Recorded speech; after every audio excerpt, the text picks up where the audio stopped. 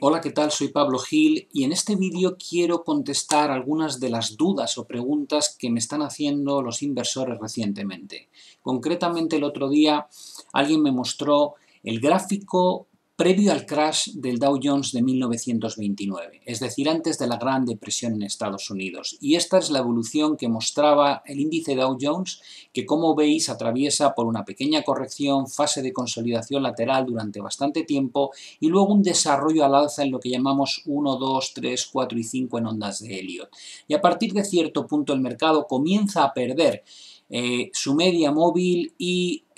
posteriormente vemos cómo se acelera hasta desencadenar en un auténtico crack bursátil que tuvo unas repercusiones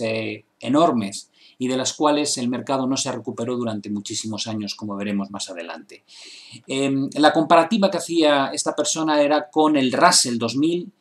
en la actualidad y le preocupaba la similitud que encontraba en la corrección, la fase de consolidación lateral y el desarrollo en lo que llamamos 5 ondas 1, 2, 3, 4 y 5 que podría haberse realizado ya y el ataque a la primera de las medias que se está produciendo en este momento. Y de ahí su pregunta de si podríamos ver una situación de este estilo.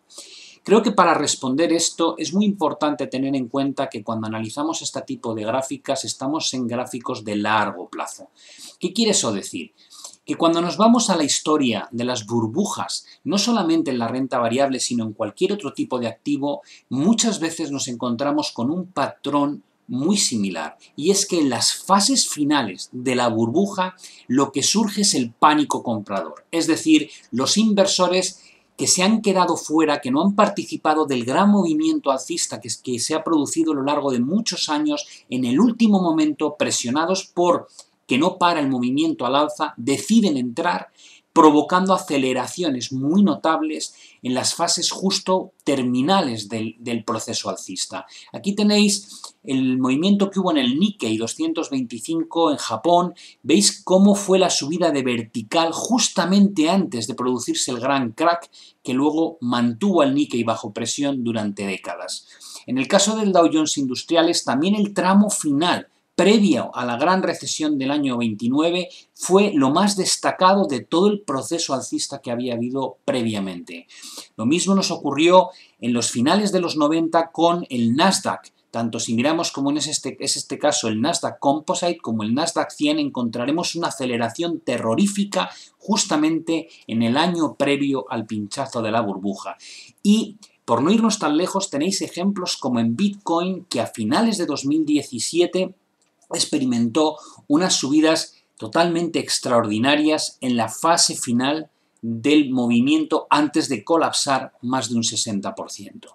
Podemos encontrar muchos ejemplos. La burbuja inmobiliaria en Hong Kong, que llevó acarreado una burbuja una burbuja también en el mercado de renta variable y como veis tuvo este patrón acelerado al alza antes de corregir más de un 50% al año siguiente. La propia burbuja de la bolsa rusa a finales de 2007 y el desplome desde niveles de 1900 hasta niveles de 600, básicamente de forma vertical, pero previamente mucha aceleración respecto a lo que había ocurrido anteriormente. Si nos vamos a las burbujas históricas, esas que se registran en los libros de texto, la más conocida es la de los bulbos de los tulipanes y este fue el comportamiento. Como veis, el tramo final fue tremendamente explosivo, hasta el punto de pasar de niveles de 15 a 60 justo en el tramo final antes del colapso. Y también tenemos aquí el ejemplo de la burbuja de las compañías del sur de Mississippi cuando se produjo este gran movimiento al alza antes del desplome de más de un 50%. Hay algunos otros ejemplos a los que podemos engancharnos, como es movimientos en el platino que veis en el año 2007, antes del desplome de más de un 50%, y en general lo más interesante es que cuando se producen estas situaciones tan sumamente agresivas, a veces los índices tardan una eternidad en recuperar los niveles que tenían previamente. En el caso del Dow Jones Industriales, desde el pico de 1929, el índice tardó 26 años en retornar al punto de inicio. En el caso del Nikkei 225 en Japón, han transcurrido 27 años y básicamente lo que hemos conseguido es recuperar algo más del 50% de todo lo que se perdió a lo largo de las últimas 2 décadas y media. ¿Cuál es la situación actual? La situación actual, si miramos el SP500 como un ejemplo de un índice global en Estados Unidos, es esta. ¿Qué es lo que preocupa o lo que llama la atención? En parte, la verticalidad con la que se ha producido el último movimiento explosivo al alza. En este caso podemos decir que además se están batiendo muchos récords. La longevidad del movimiento alcista, el más largo de la historia, sin que haya habido correcciones de un 20% o más en su proceso. Es decir, aquí tuvimos una recuperación de un 226% en la década de los 80, seguido de una corrección de un 35%, después tuvimos otro impulso con una corrección de un 20%, otra subida de un 301% hasta el año 98, seguido de una corrección de un 22%. Después vino el gran desplome tras la burbuja.com de un 50%, la recuperación del 100% de la renta variable, seguida de una corrección de un 57%, y estas correcciones que veis aquí y aquí realmente son del entorno del 14-15%. Parecen más grandes porque la escala que estoy utilizando es lineal. Si no, serían correcciones minúsculas comparativamente a lo que ocurrió en estas fases. La realidad es que además de no haber habido ninguna corrección significativa desde que comenzó este gran movimiento al alza que ya registra un 340% de revalorización, se puede intuir, tal y como estábamos hablando en las fases finales de los movimientos alcistas, un desarrollo en 1, 2, 3, 4 y 5, lo cual nos llevaría a pensar que estamos en la fase final de este gran mercado alcista. ¿Dónde encontramos más argumentos negativos para el medio-largo plazo? Si tenemos en cuenta cómo ha sido hasta ahora la mecánica de señales antes de producirse el cambio de dirección en los mercados de renta variable en Estados Unidos,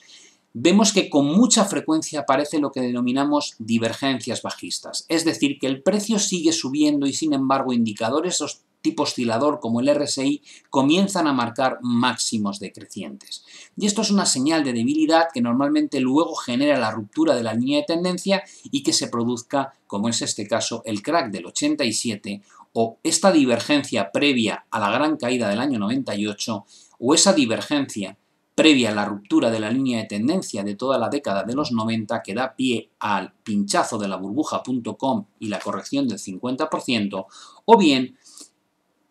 la ruptura de tendencia en este caso no viene acompañada, como veis, de divergencias bajistas en este indicador en 2007, pero la ruptura de esa directriz sí genera el inicio de un proceso a la baja durante la crisis 2008 con una caída neta de un 58%, y en este momento lo que vemos es que la última divergencia generó una corrección de un 14-15% durante 2015 y 2016, y ahora mismo el RSI tras el comportamiento extraordinario de la bolsa americana en 2017 ha alcanzado cotas difíciles de ver a lo largo de los últimos 50-60 años, lo cual es una garantía de que por mucho que suba el mercado ahora, hay una probabilidad altísima de que esto acabe generando una divergencia y por tanto una señal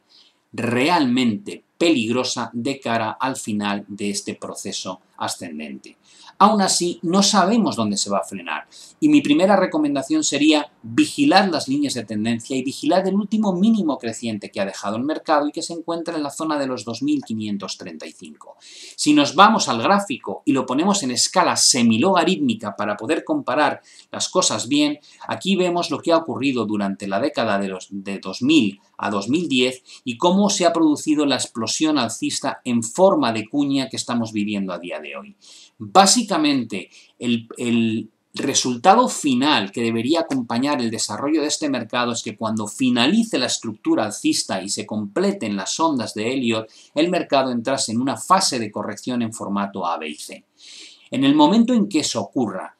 Probablemente lo que vamos a ver es una corrección del entorno del 50% y tal vez si hay cierto pánico entre los inversores se fuercen movimientos incluso hasta el 61,8% del movimiento de corrección de Fibonacci. Eso nos depositaría no muy lejos de la zona en torno a 1500, 1600 donde estaban los antiguos máximos del año 2000 y 2008 y que representan una gran zona de soporte, y también nos llevaría a retestear una vez más la gran directriz alcista que se inicia en el año 74 y que pasa justamente por esta zona. Podríamos decir, por tanto, que en el momento en que comience el colapso de la bolsa estadounidense, sea cuando sea, vendrá anticipado por la ruptura de una directriz importante y por la pérdida de una zona de soporte clave como es la de 2535, lo cual debería ser una alerta para prepararnos a un desarrollo de este estilo que probablemente nos lleve hacia cotas entre 1500 y 1800 puntos y desde donde el mercado debería encontrar un buen suelo para volver a montar su gran fase ascendente nuevamente en el largo plazo. Espero que os haya quedado claro. Es difícil encontrar el techo a las burbujas, hay que ser paciente y si estamos comprados o estamos disfrutando de este bull market, lo que hay que ser es precavido y situar niveles de stop para protegernos en el caso de que la vuelta del mercado se produzca antes de lo que teníamos pensado y no nos quedemos enganchados en posiciones que están compradas muy arriba cuando tal vez lo que viene por delante es una gran corrección que estará cargada de pesimismo y sentimiento muy negativo a nivel de prensa, noticias, televisión y el propio comentario de los inversores y que probablemente tenga como destino alcanzar estos niveles en los próximos años. Muchas gracias a todos por vuestra atención y nos vemos en la próxima entrega. Un saludo.